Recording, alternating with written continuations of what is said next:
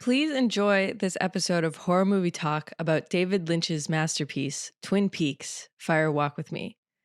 Meanwhile,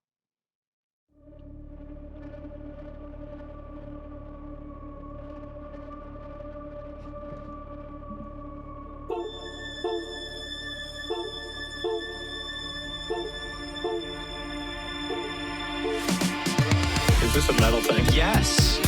Little taste. David, what is this? Pretty thick. Break. I have to kill a lot of people. Just tell me what you want me to fuck.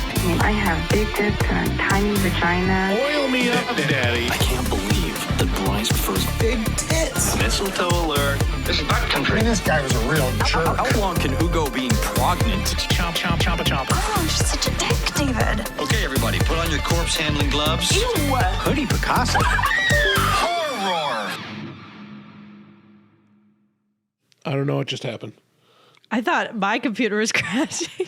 All right, welcome to the episode. Early. Uh-oh. That was Okay, weird. it's not spoilers time quite yet, Bryce. That was weird. It just stopped playing for some reason. That is weird. All right. It's the lodge. It's the lodge. Hello, and welcome to Horror Movie Talk. I'm Laura Palmer, and with me are my lovely co-hosts, Special Agent Philip Jeffries and Special Agent Chet Desmond. We are a silly, Which goofy... one is which? Philip Jeffries is David Bowie, and Chet Desmond is No. Chris Isaak. Which one is Oh. each of us? Which I one call do you- Chet. Okay. I don't know who either of those people are, and I watched the movie. You don't know who David Bowie is? I know who David Bowie. The characters. I don't know who the characters are. Okay, well, you're You guys Philip. think I'm so dumb. I don't. You think I'm so dumb that I don't even know David Bowie. All right. Well, Bryce is Chet, and you're Philip. Whatever. We are a silly, goofy, but very serious horror movie review show. New theatrical releases always get priority, but we also review older horror movies, both good and horrible. Make sure you rate, review, and subscribe on iTunes. Full video available on YouTube. Don't be a square. Make sure to share. Also, check out our Patreon at patreon.com/horror movie talk, the equivalent of the adult section at your video rental store. And of course, if you want to add your pee to the community pool, go to horrormovietalk.com or call 682-253-4468 and leave us a voicemail. We got a great show today. We will be reviewing Twin Peaks: Fire Walk with Me. We'll start out by giving a brief review and our score for the movie. We score on a scale of 1 to 10. After we give our score, we'll get into spoilers and take a deeper dive into what we liked and hated about the film. Later, we will be playing a game called the Cameo. That's the best I could do there. Since there is a famous cameo in this movie, I decided let's play a game where you guys guess.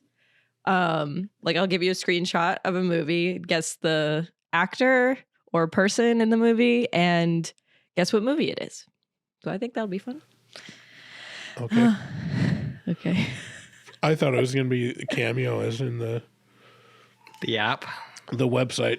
That We you just start force making- celebrities to send birthday wishes. Well, no, I That didn't would have want been to. good too. Maybe we'll do that in the future. Yeah, I didn't want David to pay sent me money. one yesterday for Valentine's Day. From who? From, I can't remember, the Alaskan Bush People guy. That Cute. Here, I can play it. Hold on. Bear Brown.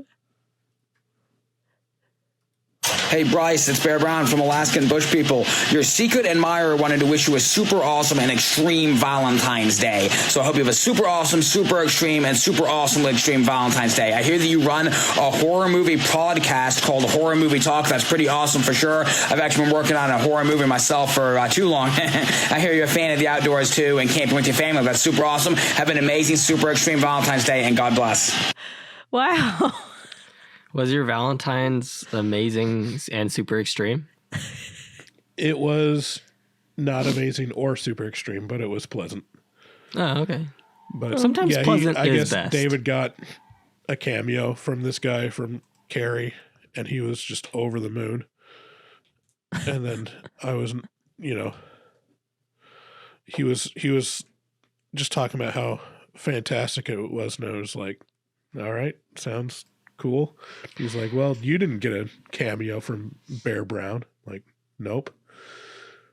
And then he sent me one, and gotta say, I still felt nothing.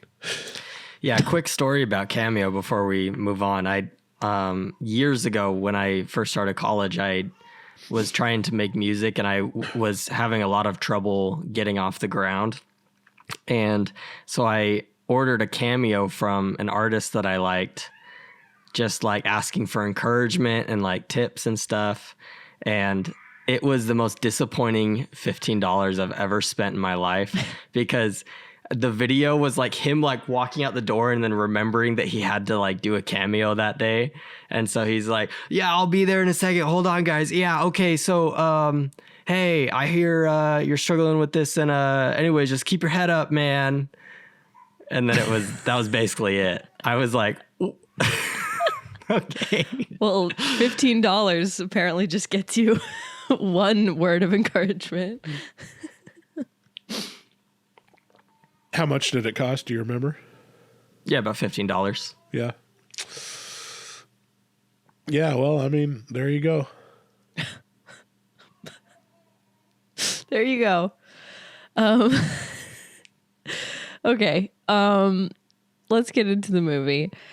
Twin Peaks Fire Walk with Me can be found on HBO Max right now. But the series is on Paramount Plus. So I hate when they do that. But it's on Tubi 2 or one of the other. Oh, really? Yeah. Well, I Or watched it in Pluto. 35 I can't millimeter remember what. last weekend. So It's on Dupo. Poodoo. It's on Booba. Yeah. all right. Fire Walk with Me serves as a prequel to the hit 90s TV show Twin Peaks, following the seemingly inexplicable murder of a high school girl named Teresa Banks, investigated by FBI Agent Chet Desmond, Chris Isaak, and Agent Sam Stanley, Kiefer Sutherland. Flash forward to a year later, and we get to go back to Twin Peaks to see the last few days of the tragic Laura Palmer, Sheryl Lee's life and the events that led to her untimely demise. So I originally watched Twin Peaks in high school due to seeing so much about it on Tumblr, and it ended up being my intro to Lynch's work. I love this show, so I checked out the movie afterwards, and it blew my mind. This is either the third or fourth time I've seen it, and it's just as effective as the first. It's eccentric and it's unsettling enough to keep you on your toes as you watch, but it also keeps so many secrets to the truth about Twin Peaks, about Bob, about Laura, that it leaves you wanting more, and then you can watch The Return to satisfy that itch. It's an incredibly dreadful movie, starting with the jarring beginning played like a buddy cop movie with a dead girl who isn't Laura within a town not as welcoming and heartwarming as Twin Peaks is. Cut to Laura's final days, and as a fan, you are excited to feel some sense of stability, of normalcy, but that is all soon ripped away from you as you experience the horrors alongside Laura. It's a harrowing film, a divisive film, a horrifying and dreadful viewing experience with little catharsis, but a whole lot of secrets that without watching it, you would feel like you missed out on something special. This is truly one of my favorite films of all time, and definitely my favorite David Lynch movie. It's such a special thing to peer into Laura's world, albeit very stressful and depressing. And I'm giving it a perfect score, 10 out of 10, because I'm a Lynch fan, and I cannot fucking wait what you guys have to say about this movie. Please. You go ahead, Max. All right. Well, so I did not like it. I was extremely confused the entire time. Now, to be fair, Sydney did give me homework assignments to watch certain parts of the TV show so that I would know what's going on, and I did not do that. Because it sounded like a lot of work. And so I just went in blind, and my mentality was like, hey, if I can't understand this movie without any prior context, then it's a bad movie. That may still stand. But I was very confused. I think I got like the main plot points, but it's like the surrounding stuff and like the dream imagery that just made no sense to me. So maybe that's like callbacks to the show, or like I would understand it more if I watched the show. But yeah, there's like a lot going on around this very like bare bones plot, but it's like padded with so much weirdness that it makes it feel very confusing. Another thing is the acting is like somehow off. I don't know how to describe it, but it's not bad, but it's not how people talk in real life. Like the emotions seem to be like heightened, and like all the people like are staring at each other like they're the craziest person they've ever seen in their life. And I'm just like, what is going on in here? I'm so confused. But it was good. I don't know how to rate this. I don't know how to rate this because it's like, okay, I will say that it felt very True Detective season 1. Like I feel like they maybe took some inspiration from this movie, at least from like the beginning. So in that sense, it was. Is this even a horror movie? It is categorized as a horror movie. Yeah. It feels like a crime drama. Yeah. But I don't know. I'm going to give it a 5 out of 10 because I didn't hate it, but I was also I was too confused to understand it. Yeah. Yeah. I'm kind of on the same page. I didn't love it. I didn't hate it. I liked it good enough, like for what it is. I think, yeah, I mean, obviously you would have benefited from watching the show to have a lot more context and a lot more like information about what the symbology means, but I don't necessarily know if that is that important. I think with David Lynch, like it's much more about just experiencing the surreality of the moment and just feeling the intention of the scene or what you're supposed to gather from scenes using your own intuition. And a lot of that, a lot of the weird acting and the dwelling or the lingering imagery is to elicit a response from the viewer and to get them to more lean into the viewing experience than to have the movie lean in and provide you all the answers. And as far as that experience goes, it does it well. Similar to other Lynch movies. I think I did do the homework that Sydney gave, which was just the bare minimum, which was watch the pilot episode to get the context of who Laura Palmer is and what that means in the world of Twin Peaks. And also watching the pilot episode introduces you to kind of the tone and the tone of the show, which is very melodramatic. It's like a soap opera. It is. It is a soap. And the writing and the acting is very much like in another heightened reality. And one way that like makes me appreciate the acting or the writing is I just envision that every character is delivering the line in David Lynch's voice, which is very peculiar and very like Midwestern straightforward. Like, today I don't know what you're Friday. talking about. I don't know what the hell is going on. Like that. There was a fish in the percolator. Yeah. So like just understanding that this is kind of one person's sensibilities and like one person's like kind of sense of humor is helpful in interpreting the weird acting and writing in the show. But that's only one layer. Like the other layers is like actually a really well-crafted mystery. And like, there's a lot of horror elements and just dread-filled imagery and stuff like that. So watching that, yeah, I kind of get it. And then watching the series finale, season 2 finale, which is referenced in pop culture a lot, like that, the curtained room and the weird backwards talking little person. He's actually the arm. Sure.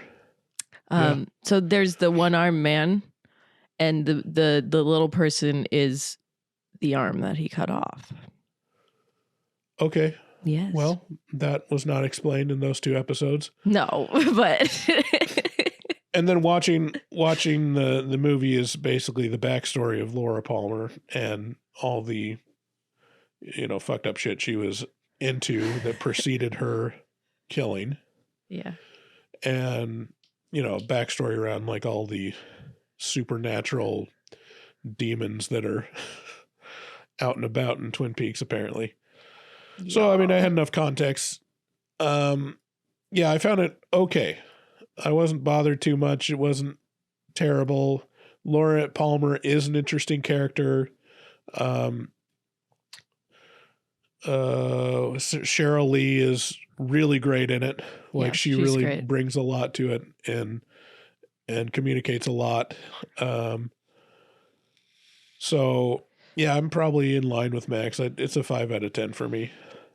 It's intriguing. It makes me consider the possibility of watching the show. Actually, it's not my thing. I'm not a huge Lynch fan. Like, I've seen several of the movies and I get what he does. It's just not one of those things that I appreciate. It's one of those things where I know a lot of people that hold him up as a genius, and I'm fine with that. That's a defensible position, but it's not my opinion. So, I can appreciate him in my own way. Yeah, I was anticipating these scores. I said on the phone last night with you, Bryce, that one of my friends was like, be prepared for low scores. Which you guys gave it average, which I'll give you that. I think the main difference between the show and this movie is that the show is co-created, co-directed, co-written by Mark Frost. So it's David Lynch and Mark Frost's child. And then this movie, Mark Frost is not involved in it at all.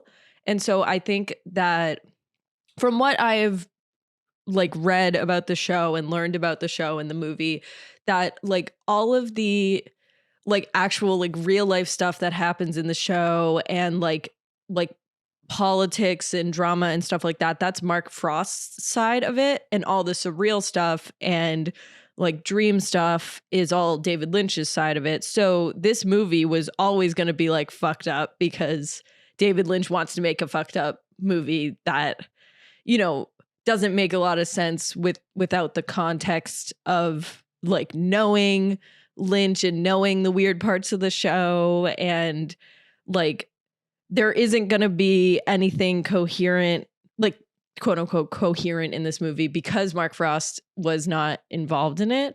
And that I don't know. That's kind of one way to see it.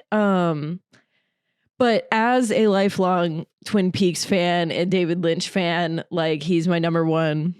I my big 3 directors, he's in there. I think that I understand this movie because I've watched Twin Peaks so many times, because I've seen this movie so many times, because I've watched The Return, because I've watched The Missing Pieces, which are cut scenes from the movie, created a whole different movie that David Lynch put together.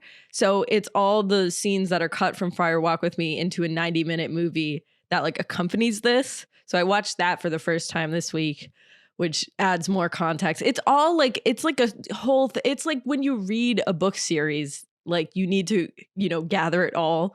And that's kind of what this is. So without context, yeah, this is a really hard movie to watch. And I gave you guys the bare bones homework, and it still is not going to be enough to understand it. But it's it's not your thing. It's not your thing. I just really wanted you guys to watch this. Like, Well, it's interesting so even bad. for people that are fans. Like I watched some of the Red Letter Media. They did a review of Fire Walk with Me, or a retrospective review or whatever. And even some of the stuff like that, they're big fans of it. And they're like, I'm not quite sure what the ring means. Like, there's I still got stuff, you. there's still stuff that's left up for interpretation, or has multiple interpretations of it. And this is pre-internet era, really. I mean, Right. early 90s, pre-social media, it's a different world. And so now there's a whole industry of people unraveling the mystery of shows that are trying to be, willfully obtuse. I mean, just look at fan theories around,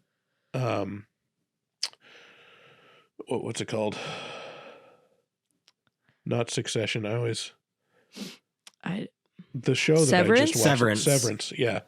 Like fan theories around Severance, or like back in the day Lost. It was like, there's this cottage industry of breaking down every single little symbology in the background and stuff, and having fan theories to explain everything. And I don't think that's necessarily what is supposed to happen. I think there's a lot of interpretation left open for stuff like this. I mean, there were books that like Lynch and Frost wrote to accompany the show and the movie at the time. For the listeners, if you want to understand this movie, watch the 2 seasons of the show, but also watch the movie, but also watch the movie that was cut from the movie, but also watch the other movie and read the book series. Yeah. And then maybe you'll understand what the ring means. Well, and then there's The Return, which is the season that came out in 2017, and that's so interesting because it actually like has cell phones in it and stuff. So it's like a whole different, like completely different, so interesting vibe. And I started rewatching The Return this week for the second time. This is only the second time I've watched The Return, and just watching like the first episode of The Return, like it explains so much in like an abstract way. It's just like, I don't know. I just see Lynch as like a visionary for putting all of this like stuff just like spread across 25 years and being like, look at what I did. And I'm like, oh my God, my mind. I think David Lynch is not the first person to use, surreal imagery and like dreamlike sequences and stuff, but he's probably the most influential and brought it to the mainstream. Oh yeah, better 100%. than anyone else. He took a lot of inspiration. I mean, he like painted and did all that stuff too, but he really loved Francis Bacon, so that's like surreal artist like number 1. So, should we get into spoilers soon? Should we do that? I think we have a lot of stuff to talk about. Not before we listen to this commercial. Yep. So if you're listening to these commercials, you know that you don't have to. We tell you every week. Go to our Patreon, patreon.com/horror movie talk. We're getting close to 100 paid subscribers, and we promised that we would take away the commercials. So go over there, subscribe. We want you. We have fun over there. It's so much fun. Here's the rule, though. If you go to Patreon to get rid of the ads, and then we take away the ads because we got enough patrons, you can't just leave because there's no ads. That's messed up. Well, and you get that. purpose. You get the episodes right when we edit them on Patreon. So we'll Which never could get rid of be that. As much as 3 hours earlier. I know. I couldn't believe you did that, Bryce. That was crazy. Like that was. No, I was saying. Oh, 3 hours usually earlier. It's like 3 hours before the episode's released anyway. Sometimes. Well, we have a long weekend this weekend, so I will definitely be editing this sooner than later. We also have our HMT shop on our website, horrormovietalk.com. Buy stuff. And of course, check out our resident artist, Dustin Goebel. We love him very much. He does artwork for us every week, and he's the best, and we love him. And he can also take commissions from you guys. So contact him on Instagram at DGOEBEL00. Make your artistic dreams come true. Tell him that we sent you. And once again, our voicemail line is 682-253-4468. So call us, leave us a voicemail. And thanks again for listening. Let's get into spoilers.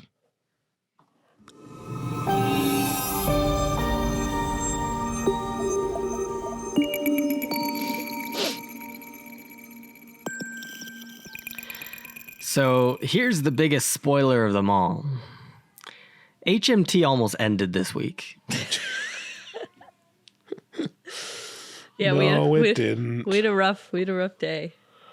We had a rough day.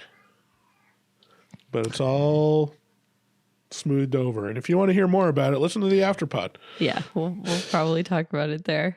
Yeah, it was just because of this movie they didn't want to watch it. So no, I'm kidding. But oh dang! What are you doing? It's not loading. I love this. That's damn fine coffee you got here in Twin Peaks, and damn good cherry pie.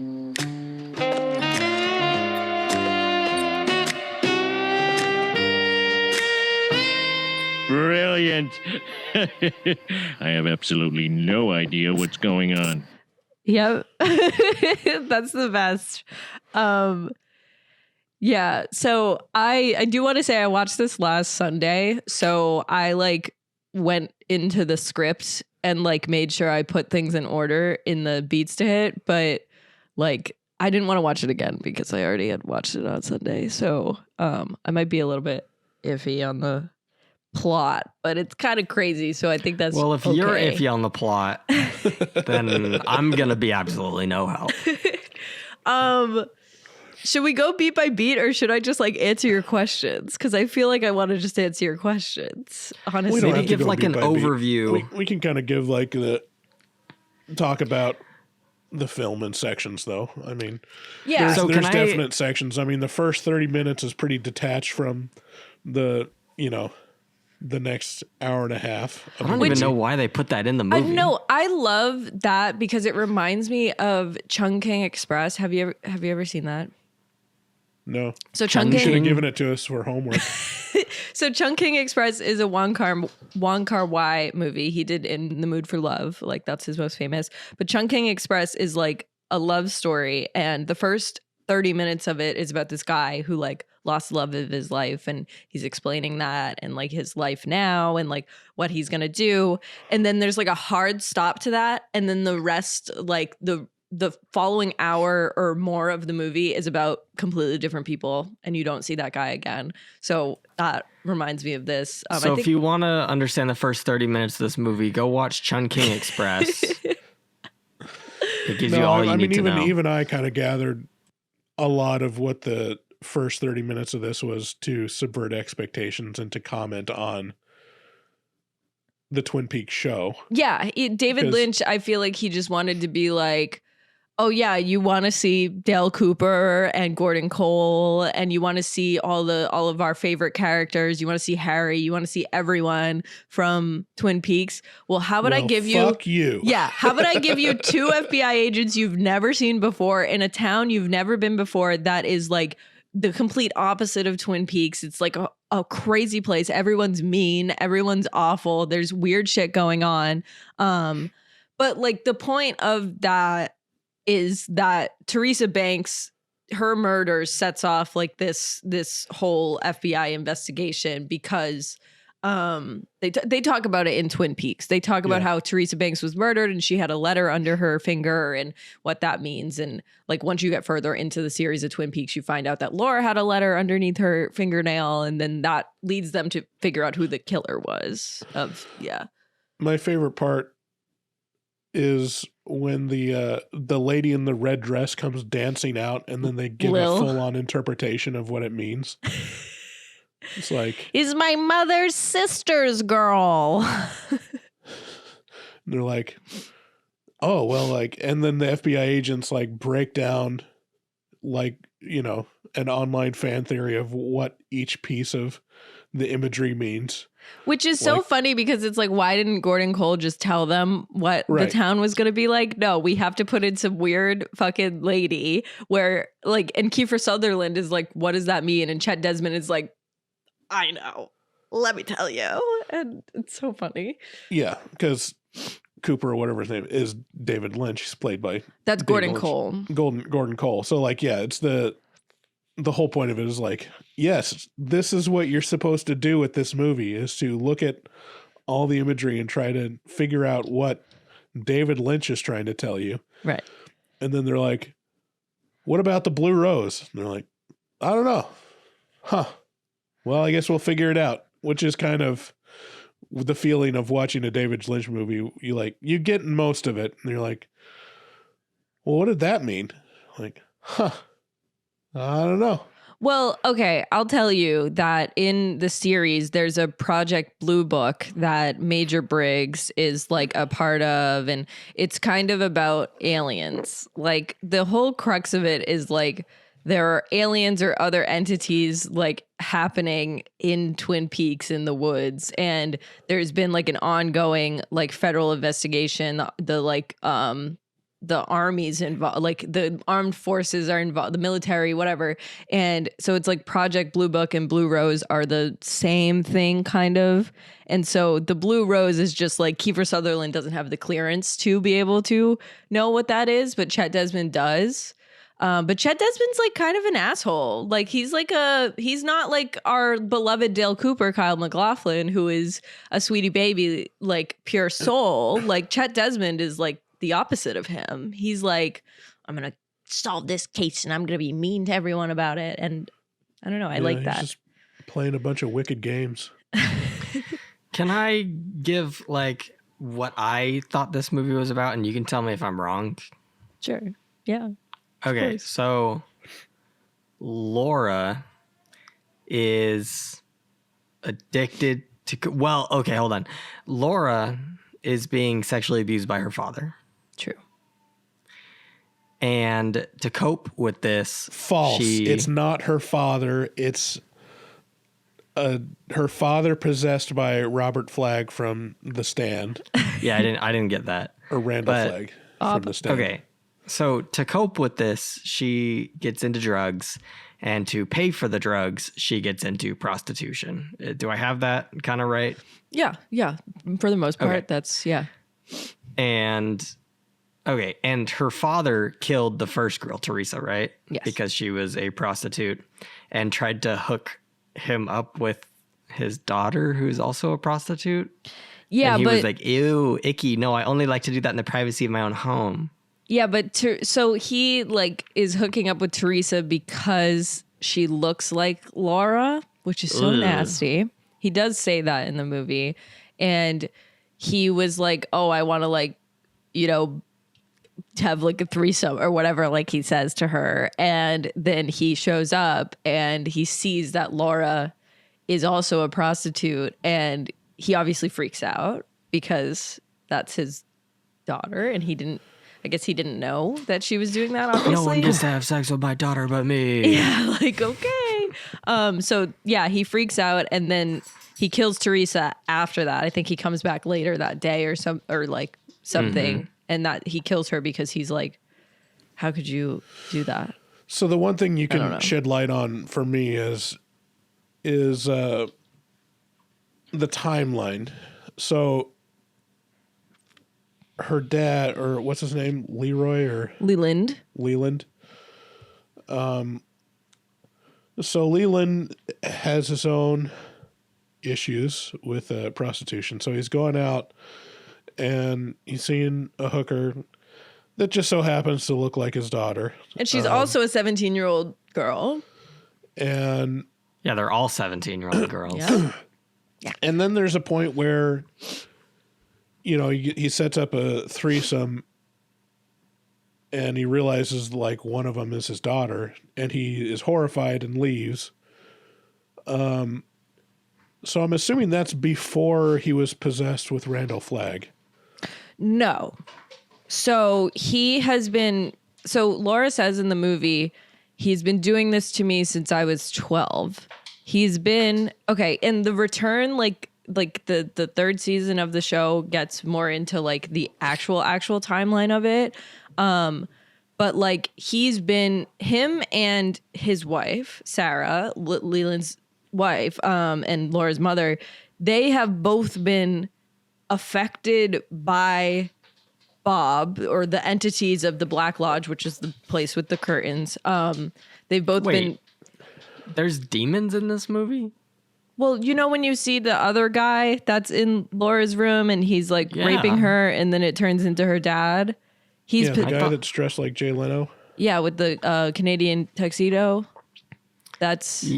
I thought that was just a metaphor for her like blocking out who was really doing that. That's true too. Yes, but he is a real entity in the show. That it's more like fleshed out than that. But yes, Bob is possessing, like the Black Lodge is possessing her parents, and it actually started during the Trinity test. That's when they were released into the world, which I think is really cool. But yeah, so he's been doing this to her since she was 12. So they're nuclear ghosts? They're nuclear entities. Okay. Okay. Is the little man an entity?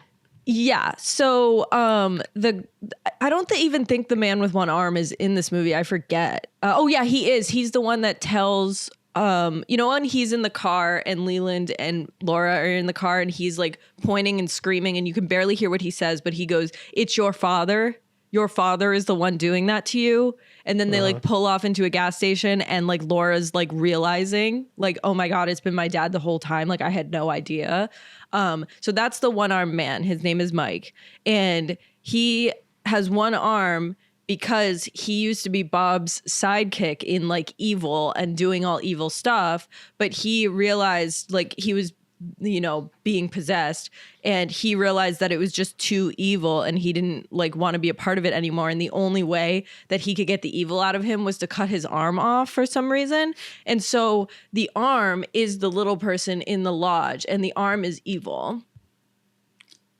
The arm is evil. Yeah. The arm is a man. The arm is a man because evil the man. The entity was that was the entity. Inside like every good the person is an evil little man. I think the operating phrase and most of the explanation around this movie and most of Twin Peaks is "for some reason." Yeah. Yeah. He had to get rid of the evil. He had to cut off his arm for some reason. Yeah, and he has to take this like drug. This is in the show, but he has to take this drug to be able to not like see these visions of Bob and evil, and they take the drug away from him, the Cooper and like the other cops. They take the drug away from him so he can help point out who Bob is. Can I ask a question about my favorite lines of this movie? I texted it to you guys. The gobble gobble? Yeah, so Laura is talking with her boyfriend and she's like, I'm just a lost turkey. And he goes, "You're not a turkey. A turkey's the dumbest bird on the earth." And she just goes, "Gobble, gobble, gobble." And then they make out. So that got the biggest laugh in the theater that I saw this in. Like, there is just supposed to be, like, Lynch is funny. Like, he does funny stuff. That was just supposed to be funny. Like, it's just, it's not, it could mean something. I didn't look into it. I was just like, funny. That's a good. It's turkey time. Huh? Gobble, gobble. Is that from Geely? Yeah. Maybe they're referencing this. Mm-hmm. But yeah, James is stupid. I don't like James. Imagine like you're like, "Laura, sneak out of your house and come see me," and then you pull up in the loudest fucking motorcycle ever possible. Like, how is no one gonna notice that she's sneaking out to see you when you drive a fucking chopper? Like, kills me. Yeah, I think the way to tap into an appreciation of David Lynch for me is to like, I think I'm understanding his humor more now. And like the stuff from like the pilot where it's like, and who's that? And it just cuts to a lady holding a log. And they're like, oh, that's Log Lady. Like, okay, great. I mean, that stuff is great. Yeah, she's in like, this movie in one scene. Yeah. Which I was glad. I think like there's probably a lot of recurring jokes and stuff in Twin Peaks that I'd appreciate. Oh, there's like slapstick comedy in Twin Peaks. Like there's a time where Andy, like the really dumb cop that like loves Lucy, he's trying to pick something up, but there's like a board in the way that keeps hitting him in the head. So he keeps stepping and the board keeps hitting him like 5 different times. And it's in front of like other FBI agents who already think like this town is a joke. And then he ends up like knocking himself out. It's like, it's hilarious. I think James's character is really nothing. Like they don't really give him much at all other than like he's in love with Laura, but Laura like hates him for some reason, but also loves him. Well, she says she loves him, but then she's like smacks him and she's like, you don't know me. You never knew me, but I love you. Yeah. There's a moment in the show where she's like, yeah, it's not in the movie. There's a moment in the show where she makes these tapes for her therapist and like talks to him. And she's just like, James is so sweet, but he's so dumb. Like she says that and James hears the tape in the show. He gets really sad. And then he falls in love with her best friend, Donna. So, yeah. So James isn't her boyfriend. She's cheating on Bobby with James. So Bobby's her actual boyfriend, like outwardly. But Bobby finds out in this movie that she's only with him because he deals coke. Like that's the only reason that she is with him. And like, that's very apparent. She does not care. Like when he kills the guy in the movie, she's like, haha, you killed someone, dummy, you dummy, dumb. And so she has a lot of like lovers, quote unquote, but I think that's due to like her sexual assault. She's like hypersexual because she is being sexually abused by her father. So like she's dating Bobby. She loves James. She's also a prostitute and she's like fucking her pimp Jacques. And then she's fucking Leo, who's married to Shelley. Like, and then she's doing random stuff with random people because that's her job. Like but everyone's in love with Laura as well. So it's like, she's presenting as like this really good girl. Like she does these Meals on Wheels. She's like prom queen. Everyone loves her, but on the underside of her life is like this darkness, like horribleness that she just does. Yeah. So, I mean, one of my questions around this is like, Laura Palmer is a really interesting character, but it doesn't seem like she has agency.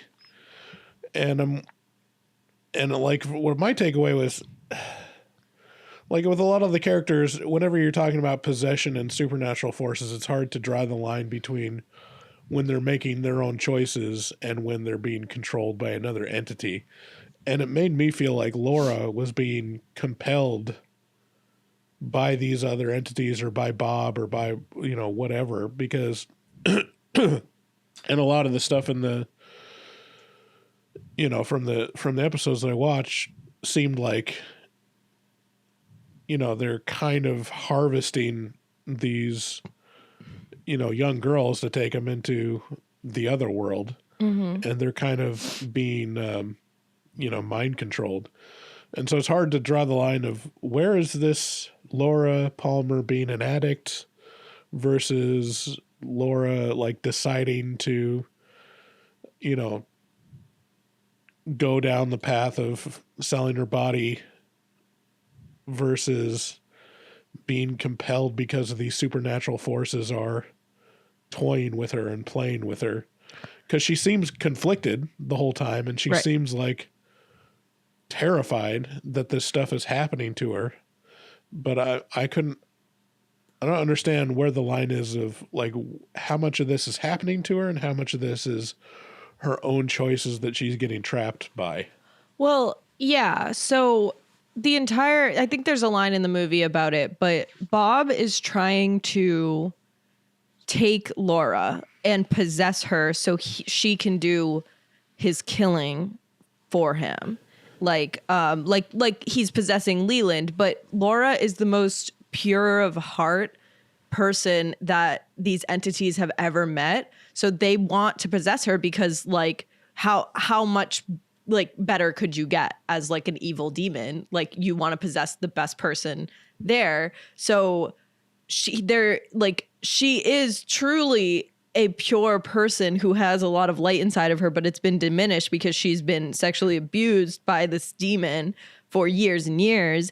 And so she is like, I don't know if she really has a choice or not to be a prostitute. I think that is just, in my interpretation, it's a result of her sexual abuse. Is like, she's like, well, what else am I good for? Because this is the only thing people want from me.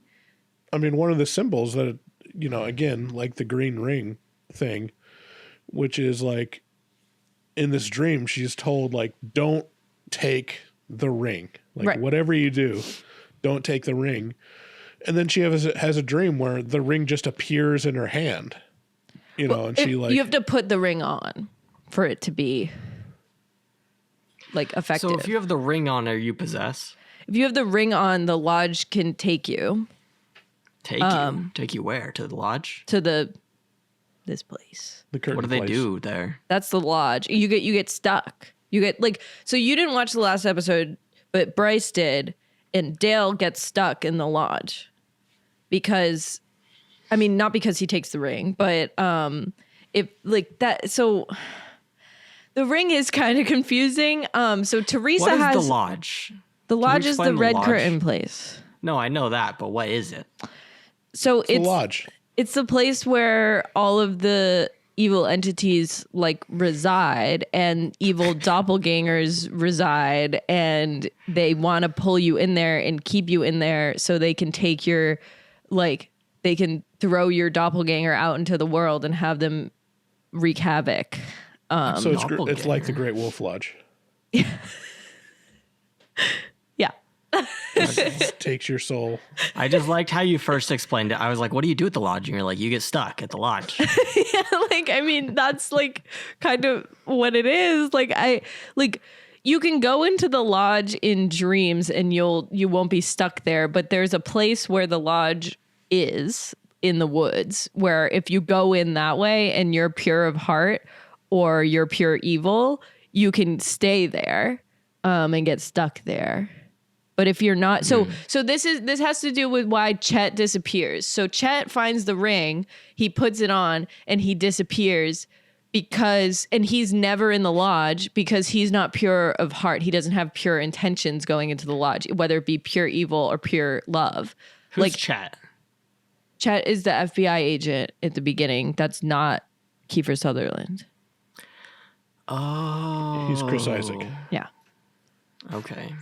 Mm-hmm. So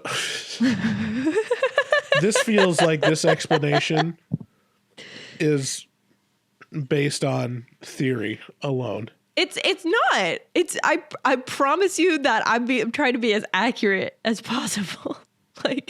You have to be pure in heart to go into the lodge and be able to make it out, like, and not get lost. I thought you get stuck in the lodge if you're pure of heart. Yeah, you just said that if you're pure in heart or pure evil, that you get stuck in the lodge. Yeah, but what I'm saying is that Cooper got stuck in the lodge. Yeah, he did, but Chet is nowhere because he wasn't pure of heart. So when he took the ring, he doesn't get to go to the lodge because he didn't have pure intentions. Where does he go? No, he's gone. It's never explained. Exactly. Yeah. It also never shows him putting on the ring. He takes the ring from a dirt pile. Oh, okay. As evidence. Well, he disappears and he's gone forever. Yeah. Yeah. Yeah, we don't know what happens to in the Chris show. Isaak. Someone in the show, Hawk, Deputy Hawk, he he explains there's a White Lodge and a Black Lodge. The White Lodge is the good place and the Black Lodge is the bad place. I didn't know there was 2 lodges. Yeah. Where's the White Lodge? What's the White Lodge look like? What happens when you go to the White Lodge? I'm not I gotta sure. say that the Dark Lodge is a pretty shit lodge. Like, there's no Bad walls. lodge. I know, it's There's just no- curtains in a floor. There's no windows. And then you just hang out with this little guy who speaks backwards. Yeah, there's no fireplace.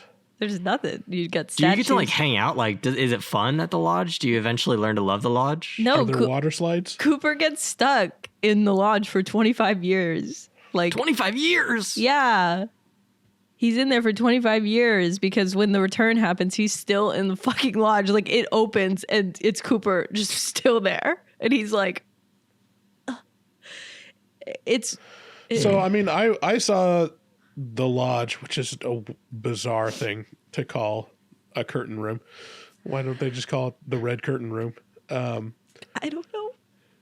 And I saw that and I was like, well, obviously this is hell.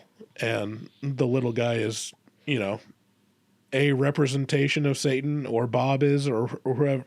Yeah, basically, like, I that's saw a way to everything as see like, it. well, this is hell, and everyone that's fucking with Cooper is Satan, basically. Yeah, like that's, yeah. But it's also aliens. Wait, it's aliens? Are they nuclear ghosts or aliens or Satan? They're described as pure, like they're described just as entities. And it goes into more of it in the show, and especially in the 3rd season, you get way more answers to everything. But the lodge is very like so the White Lodge is kind of like, so there's a giant in the show and he's a good one. And There's comes a from, giant? Yeah, yes. And he's called the Fireman. And he is from the White Lodge and he helps Cooper. But Did we ever see the White Lodge? You go to How does he fit in the White Lodge? You go to the fireman's place in season 3. But, you know, Bryce, in the last episode of Twin Peaks, when, oh no, that's not the last episode. That's the second to last. Never mind. But in the second to last episode, there's a moment where, whatever, it doesn't matter. I'm not even going to get into it. But like, there is a White Lodge and there are entities that are good that try to help Cooper solve the case without getting too stuck. But Cooper is too good and he wants to save Laura so bad that he gets sucked in too much to it and he gets stuck in the Black Lodge with the scary people. Do we want to talk about the David Bowie cameo? It's so short. It's crazy. And doesn't really have any bearing on doesn't make the any movie sense at all. I know. But he's like the most important character in Twin Peaks season 3. And he's dead. Like, David Bowie is dead. And so Philip Jeffries is still in Twin Peaks season 3, but he's a tea kettle. He's a tea kettle. What are you talking about? I am so serious. What are you saying? I am so serious. Yeah, and then the whole thing with like, I mean, that whole scene is basically the reason why Cooper is even in the movie, and it doesn't help any. I mean, it's literally just like, I guess we got to put Cooper in this because he's from Twin Peaks, Right. but it has no bearing on the movie since the movie is a prequel. Well, there is a moment where Albert asks Cooper when the next murder is going to happen, and Cooper literally perfectly describes Laura. And then Albert's like, well, that sounds like every teenage girl in America, so you're probably wrong, but he was right. So Cooper has these prophetic dreams that help him do his FBI work, and people tend to not believe him because he sounds crazy, but he's right. So he's like Sean Spencer. Who? From Psych? Oh, I've never seen that. What?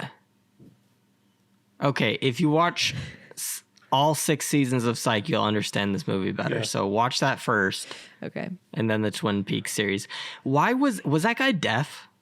Oh, yeah. Yes, he is Because deaf. I've never met a deaf person who Gordon Cole acts like that. it's really funny. It's really funny in the show because he just screams all the time, and it's a really good bit. It's a really good bit. But he's not deaf because there's one person that he can hear. Mm-hmm. That one waitress. Shelley. Yeah. Yeah, he can hear her. It's really cute. I'm more confused about this movie than when we started this. So also the David Bowie cameo in the, like, you can't hear what he's explaining to the FBI people because it's like a really fucked up weird scene, you know? It's like a bunch of shit happening. But in the missing pieces, you get to know exactly what he said in that moment. And it's not super clarifying, but basically he's explaining that he was sucked into the lodge for he's been missing for like 10, 15 years or something. So he was in the lodge the whole time. And then he disappears because it was like a dream or whatever. And then he goes back to the lodge and he becomes evil. So the only reason for that scene is explaining parts that were cut from the scene? Mm-hmm. So why did they leave that scene in the movie? It's what the yeah, movie and is. also, what does it mean that, like, I guess, like, yeah, that's the. I'm not even going to ask what does it mean when Cooper can see himself in the camera and David Bowie disappears and whatever. I didn't know what that was at all. I have never not once been so scared of that while watching the movie because I don't get it and it's scary. Because imagine you're like trying to track the camera. So you're walking in and out and then you walk back in, you still see yourself on the camera. It's like, what? What happened? What's going on?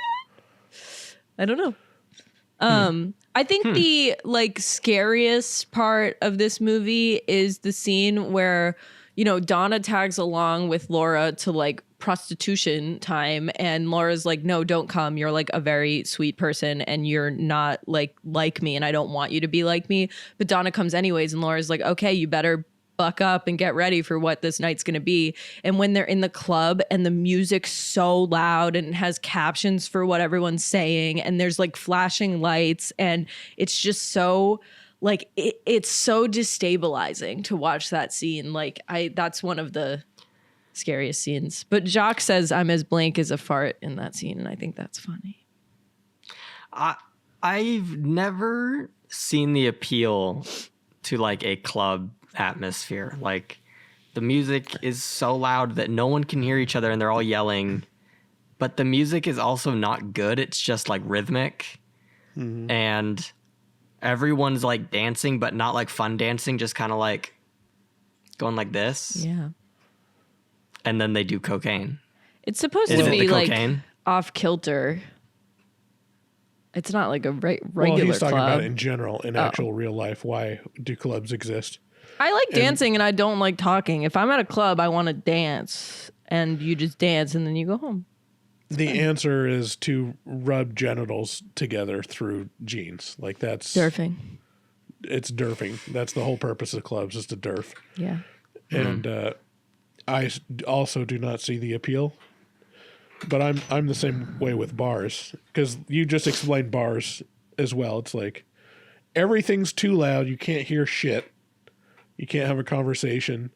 And it's the worst possible setup for. And drinks are $15 for a vodka want. soda. You got to spend $15 for a drink that there's no line for. And it's just chaos. Like, wow, this is what people do. I'm like, all right. But I mean, obviously the club in this movie is like a sex club because Laura gets like fingered in the club and she's like half naked. And then Donna. She got fingered? Well, she was, he was under the table and she was with Ronette. Oh, I didn't interpret that as fingered. I thought he was much more considerate than that. Whatever was happening there. But Donna gets drugged. And so when she's on the table, gonna get into it, like Laura flips out and she's like, not Donna. Like, because Donna tries so hard to relate to her. But she flips out because she took her jacket. Yeah, that was really confusing to me. Okay, so why was she upset that she wore her jacket? Her jacket, yeah. because Laura doesn't want Donna to be like her at all.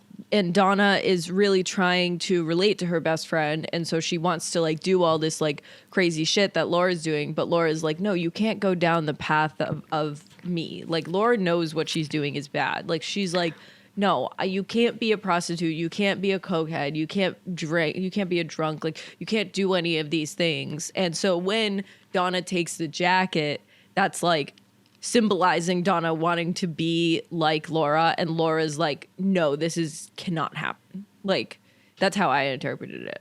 I mean, isn't that already? But she's fine with her coming to this prostitution bar and like hanging out with the people that are exploiting her. But well, I think it's Laura a bridge wants too to be far like, to take her jacket. I think Laura wants to be like, oh yeah, you want to see if you can do what I do? Like, yeah, let's have a night and let's see what's going on and let's see if you can do that. And Donna very clearly can't. And like Laura's happy about that. Kind of looked like she could, to be honest. Yeah, seemed like she was doing fine. She was drugged. Well, yeah, but I mean, you're going to get taken advantage of if you're in this situation. That's just a given.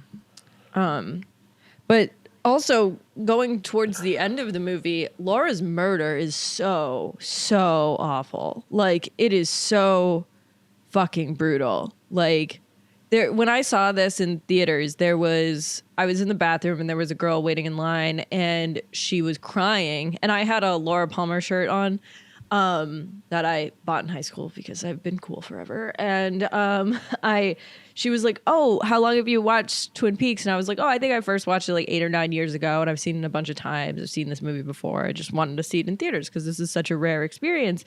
And she was like, this is the first time I've seen this movie. And I was like, that explains why you're crying. And then when my friend that I was with, he was in the bathroom at the same time, and he said some guy was like, can I cut the line? I'm going to throw up right now. And, it was really crazy. Huh. But I think that's because the murder is so weak. Or it might have been just because that guy drank too much. Maybe. It was Super Bowl Sunday. But okay, so yeah, they are at the pimp's cabin. Is that what it is? Yeah. And why is the pimp tying them up?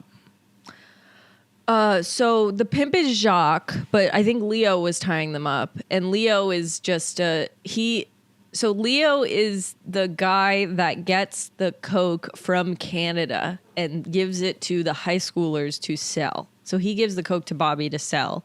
And that's how they have a market in America. So wait, Jacques is the big guy, right? Yeah, he's the one Canadian. who was tying up Laura Palmer. Oh, he was? I thought Leo was. Yeah, I don't know. Like, Jacques was just like, do you want to have some fun at the cabin? And like Ronette and Laura are like, yeah, we do, like, assuming that they do this all the time, right? Like, I guess that's the assumption. But I don't know, because obviously the girls didn't like being tied up. They were screaming and being like, please don't do this. So I'm not 100% on that. But how common is it to have a pimp who 100% of the women he like pimps out are underage? Oh, okay. So I actually have an answer. Probably pretty common, actually. Is it Probably pretty common? But I have an answer for this. So there's this place called One-Eyed Jack's over the Canadian border that the way that they get girls is at Horn's department store. Whoever works at the perfume counter, the manager of the store will take in those, and it's always high school girls. The manager of the perfume counter will take in those girls and say, do you want another work opportunity? And sends them to a brothel. And then they go, okay, cool. And then they're at the brothel. And the brothel is owned by Ben Horn, who owns the Great Northern Lodge. And the Great Wolf Lodge? Yeah. And wait, is this the good lodge or the bad lodge? No, this is a hotel. Oh, it's just a real lodge. It's just a real hotel. Lodge. Yeah, it's just a real lodge in real life. Okay. And Ben Horn doesn't know that this ring is running out of his department store. He doesn't know that the girls are being sent there from his department store. It's all the manager's doing. And so, but Ben Horn owns the brothel and he sleeps with every girl that goes through the brothel. So Ben Horn was also in love with Laura, but that's why these girls are Wait, who underage. owns the Great Wolf Lodge? Ben Horn. He's not in the movie. But he Okay. is in the, you saw him though in the show. So he's not aware of the ring, but he sleeps with every one of the girls? He sleeps with every one of the girls at One Eye Jack's. He doesn't know how they were getting there. He doesn't know that they were being trafficked from the store that he owns. No. Sounds like he's not involved enough in his enterprises. Yeah, well, the only reason he doesn't know that is because, well, like the only reason he finds out that this is happening, and I hope that I'm right in this, like what I'm saying right now, but is because his daughter starts working at the perfume counter on purpose to try to help the investigation because she's in love with Dale Cooper, and she goes under a fake name and goes to One Eye Jack's, and then her dad obviously is the one sleeping with all these girls, so he tries to sleep with her but doesn't see her, and yeah. He doesn't see her. She has a mask on, and then she kicks him out. And then that's how she finds out that her dad owns the brothel. Okay. Yeah. All right.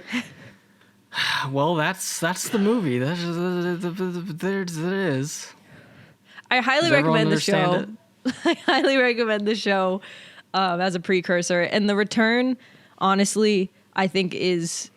I mean, this is one of my favorite the show shows. is like touted as like being great and being like legendary, and everyone loves it, but it only had 2 seasons.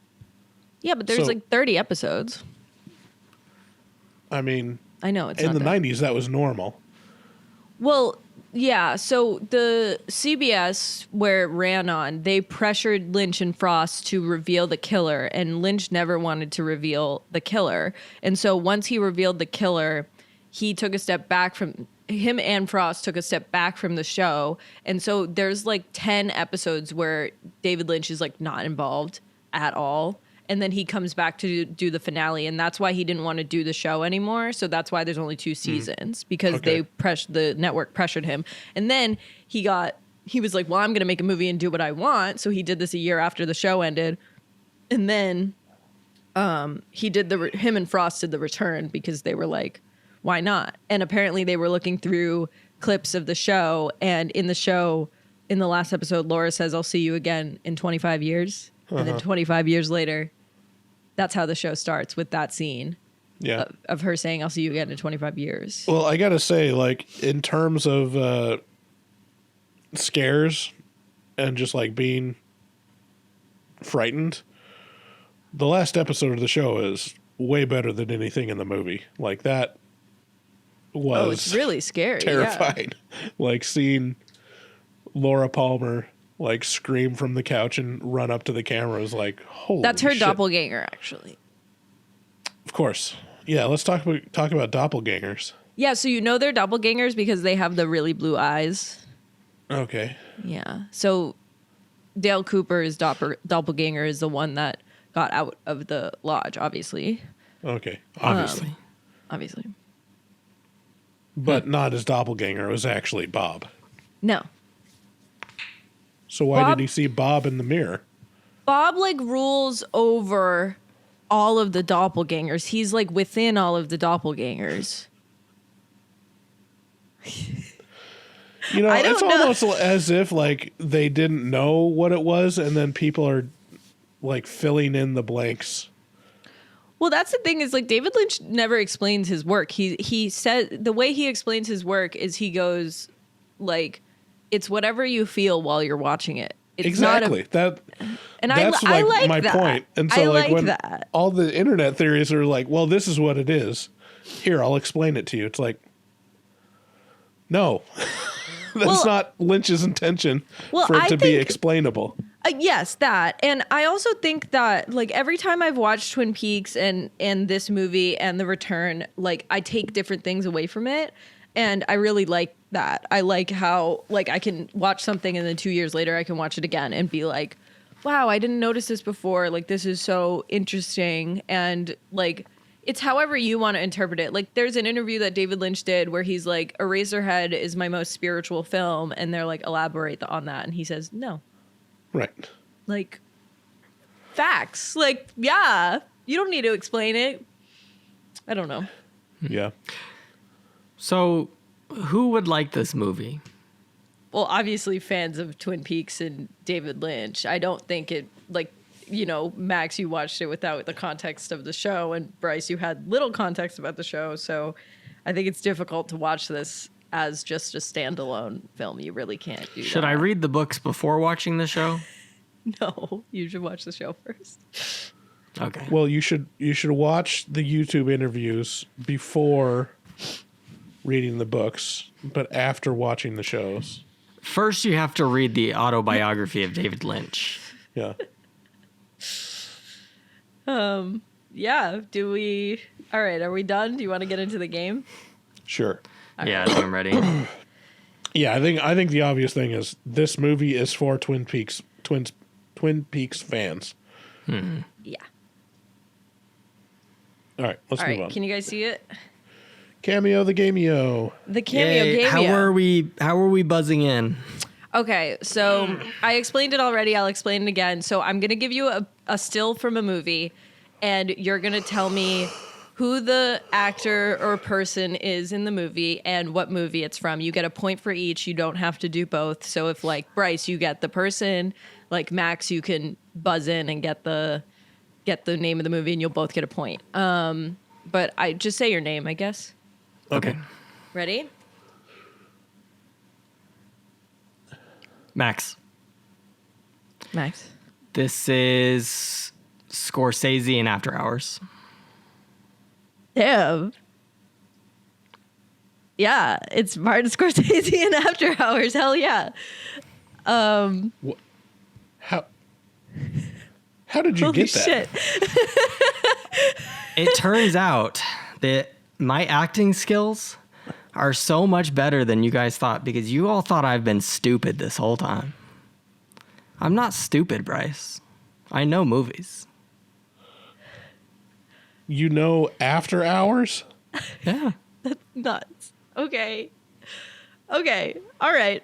Let's see if you can get more. We'll see. Okay. Let's go to number 2. Who is the one Max. that's pointing to the arrow? Yeah. That's Bill Murray in Zombieland. I'm still just reeling over Martin Scorsese and I don't believe that he knew the movie After Hours. Bryce, I have been joking with you. I've seen movies, okay? Sydney, where did you pull this list? I made this up. Is there an internet article that you pulled like the top 10? I don't believe you. that he got Martin Scorsese in After Hours. That's impossible. This is a list that I made myself. Guys, that bowling movie is one of my favorite movies. My job is to figure out how Max got Scorsese in After Hours. How about you focus on getting some points, because I'm killing you in this game so far. Max has 4 I could have got points. that last one. I'm still just reeling after Hours. That's crazy. Okay, 4-0. Jesus. Okay. Holy shit. All right. Bryce. Max. Bryce. That's Matt Damon in Yes. Road Trip. You're close. Max. No, let Eurotrip. Bryce get it. You got it. It's a You know road trip movie. It is. I can't remember the name of the movie. I don't know. I've never seen it. Max, do you know? It's Eurotrip. Euro Trip. It's Eurotrip. So 1 point for Bryce, 5 points for Max. Holy shit. Okay. Have you seen After Hours, the movie? You've actually watched After Hours? Yeah. I mean, it's one of my favorite movies. It's on my Letterboxd. What's top the 4. plot of After Hours? Bryce, are you really going to do this right now? You're losing so hard that you have to quiz me After on. Hours was directed by Martin Scorsese? Yeah. How about we finish this game and then I will explain all these movies to you. All right, I'm going crazy. Okay. Ready? Bryce. Yep. It's Anthony Bourdain in... It's kind of a clue on screen, honestly. Yeah, it's not Wolf of Wall Street. It's the other one. Shit. Fucking cold brain. Yeah, you are sick. I will give you that. It's the one with Steve Carell. Yes, yeah. And Matthew I love this movie. McConaughey. It's great. I used it as a reference to a paper in college, and my professor said I couldn't use The a movie. Big Short. Yeah. Yes. Good job. 3 for Bryce, 5 for Max. All right. Either one of you could win at this point. All right. Next one. Bryce. Oh, Max. That was Bryce. I'm sorry.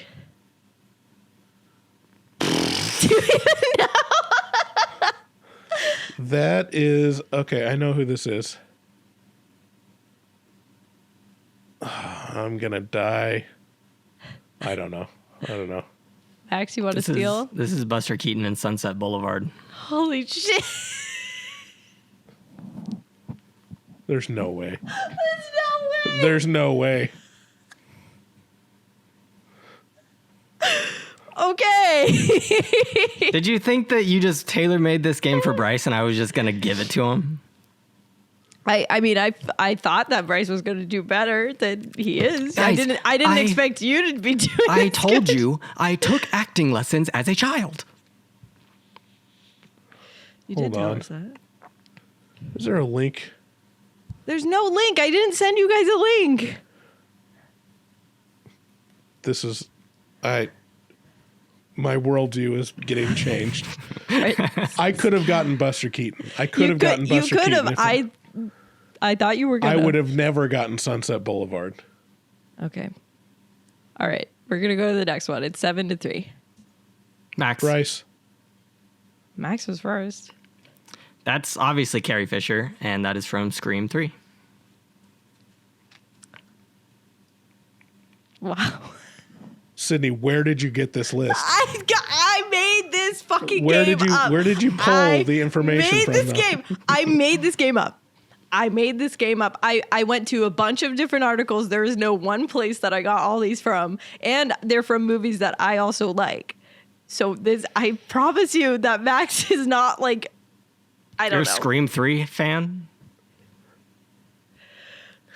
Well, Anything after Scream 1 is bad.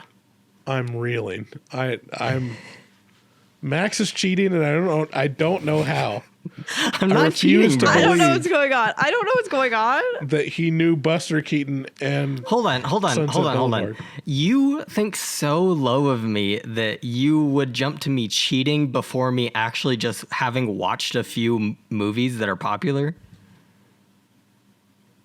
Yes. Okay. Based off of all past conversations. Yeah, this is really and nuts. your movie knowledge from the last year, pulling After Hours and Sunset Boulevard is crazy. Yeah, After Hours is probably the craziest one. Like that's nuts. All right, there's a few more. Let's keep going.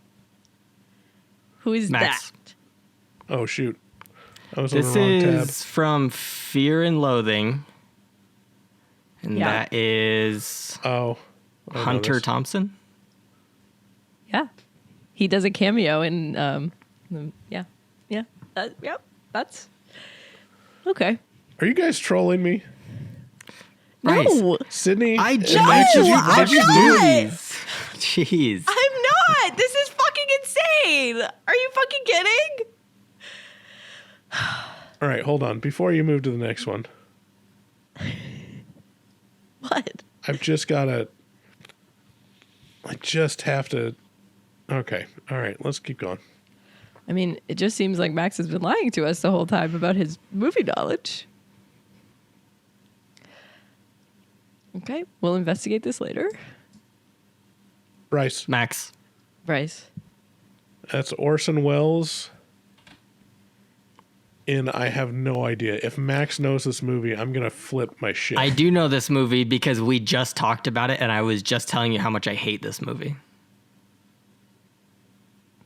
All right, go ahead. This is the Muppets. Oh, okay. I hate the Muppets. Yeah, I do remember. We talked about that last week, I'm pretty sure. Yeah. Wow. All right. That one I believe. Yeah. that one I makes believe sense. Max has seen. That makes sense. Okay. So second to Bryce. last. Okay. That's Brett Favre in Something About Mary. Yes, sir. Okay, I think this is the last one. Max. Bryce. Max. This is Alien. Yeah. What's the cameo? I don't really know what I'm looking at. This is the egg sack. Yeah. Something Scott. Ridley Scott. Yeah. So this is a insane poll that I found because I wanted to make it really hard, which I thought it was going to be really hard, but apparently the egg sack wasn't moving the way that Ridley Scott wanted to with like robotics or like a puppet. So he put his hand in there and he was like, blah, blah, blah, which I think is very cool trivia. But that's the game, and Max won, and I'm like, what's going on? What's Sunset Boulevard about? Name the main characters of Sunset Boulevard. Bryce, this is sad. Name This is the embarrassing. main female lead character name of Sunset Boulevard. I'm actually, my feelings are hurt. Name it. You're actually hurting my feelings. This is 4 ridiculous. syllables, 2 names. Oh my gosh, Bryce. It doesn't matter how much info I give you. No, because give me you that. just don't believe me anymore. Give me that. I'm done. I'm about to walk don't out know. of this episode. You don't know. I'm so done with this. Name one famous line from Sunset Boulevard. You name one famous line from Sunset Boulevard. You couldn't even get the movie. I'm ready for my close-up, Mr. DeMille. All right. This is... What's the female Bryce lead in is such Sunset a sore Boulevard? loser. Max, what's the female lead in Sunset Boulevard? You cheater, you motherfucker. I didn't cheat. Thank you for listening to What's this the episode of female Horror lead- Movie what's the Talk. Our female phone, thank lead you character in so Sunset- much. Our You phone number. looked up list of such a sore movies. loser. Oh my gosh. You're sitting here the whole time. Thank you. And Bryce, play us out. I got motherfucked, Play us. you bastard. Good day, sir. You lose. Is that a raincoat? Yes, it is. I just had to stroll through the scraggly woods. He had no face. Horror.